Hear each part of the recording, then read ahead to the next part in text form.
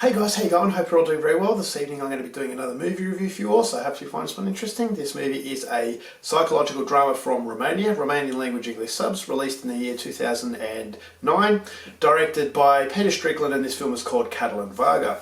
So KATALIN VARGA is about a woman named KATALIN VARGA. She works, she's a very hard-working woman. She has a son named Orban, and she has a loving husband, and she lives in a very rural, remote village in the countryside of Romania. So everything seems to be going along very well until we realise KATALIN is hiding a dark secret. When that secret comes out in the open, her and Orban are banished from the village never to return. So we don't know what has happened, but we know it's something very serious. So KATALIN has to think of what to do next. So she tells Orban that they're going to visit Orban's grandmother before she dies, because she's very sick. So they're going to travel on the countryside and they're going to meet some very shady people on the way. But what Orban doesn't realise is that this is not the true motive for them travelling through the countryside. The motive has centered around revenge. Now they're going to pass the point of no return, and by the time Orban realises what's going on, it may already be too late. So what happens at that point on is something you're going to have to find out for yourself, because that's as far as I'm going with my synopsis. Now my thoughts on KATALIN VARGA. I didn't really know too much about this movie. Now, Peter Strickland is a filmmaker that hasn't completely won me over, but the reason why I appreciate him as much as I do is because creativity is a thing of, it's a very rare thing in a world of generic filmmaking. So when you think of Peter Strickland, you think of Flux Gourmet, In Fabric, and Berberian Sound Studio. Now, Berberian Sound Studio is probably his most famous movie that a lot of people really liked. For me, I thought as though it was a little bit too pretentious, and that's a quality that I don't like about Peter Strickland. Now, a lot of other people don't like about him is that he can be a little bit on the pretentious side, and his art house films tend to go over on the level of arrogance. But as I said, the appreciation for him because he's different is something that I can applaud. So I'm always looking to see what he can produce in the future. So this is his debut feature film, and that was something very interesting. Now this is made in Romania, so it's a British filmmaker making a movie in Romania in the Romanian language. And so I thought, what was all that about? When I saw interviews, I realised that it was a monetary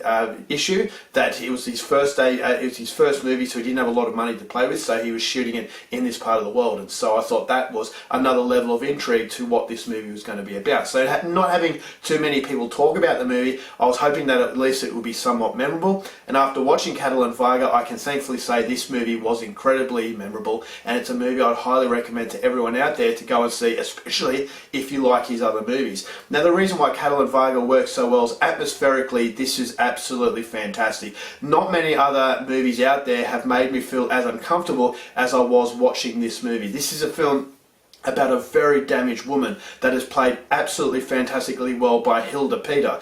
This is a woman that was very hard-working. At the start of the movie, you feel as though she's got a very idyllic life. She has a young son named Orban. She has a husband that loves her very much, but you know something's troubling this woman. So then all of a sudden she's banished, and we're none the wiser as to why this has happened, but the only person who knows is KATALIN. And so as the movie progresses, you get a little bit more clues as to what's going on, and then as the more you start to piece together what's going on, the more dark the movie starts to get, because you realise that there's more to KATALIN VARGA than you first thought. So the movie's cinematography is absolutely beautiful. This is a stunningly beautiful film to look at, but underneath you have a level of ugliness that's really contradicting that beauty. And so all of a sudden the beauty starts to turn to that ugliness that makes you feel very anxious. The anxiety in this movie is fantastic, and anxiety plays a very strong role. It's a character that you can't see, but it's always lingering. So the score of the film I thought was phenomenal. It was very, very uneasy. It almost felt like a horror movie without really trying. And so you get a sense of beauty, but at the same time ugliness, and the ugliness is starting to corrode that beauty in a way that I thought as though it was a car crash waiting to happen. So the whole film, the supporting characters, everyone in this movie has a very vital role to play, and it's like a puzzle. And when you piece together that puzzle, the situation becomes more and more evolved up until the absolutely shocking ending that I thought just blew me away.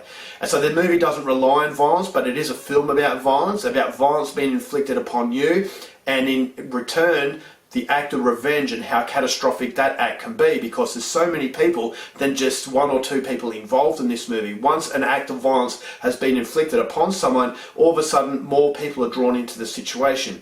And so just getting even with someone because they've done something bad to you doesn't necessarily mean you're going to feel better, and it's going to complicate matters because more people will become involved, and this is just a ticking time bomb. And so the whole film has that ticking time bomb feel, and I just thought to myself, it is a movie that doesn't rely on violence. It's very subtle in its approach, but it's very deliberate in its approach, and it's the reason why I enjoyed this movie as much as I did. If I have issues with this film, I'd see a lot of people not liking it because it is very, very slow, but if you're prepared to look at the minor details, because those details will amount to something so much more in the later stages of the film, I see a lot of people just not having the attention span for it. But for me, I really, really liked it because atmospherically it was fascinating. I thought it was beautiful, but at the same time ugly, and that's not something you get up very often in movies. So it's just a showcase of how good Peter Strickland is, and as a result of that, I am going to give KATALIN VARGA 4 stars.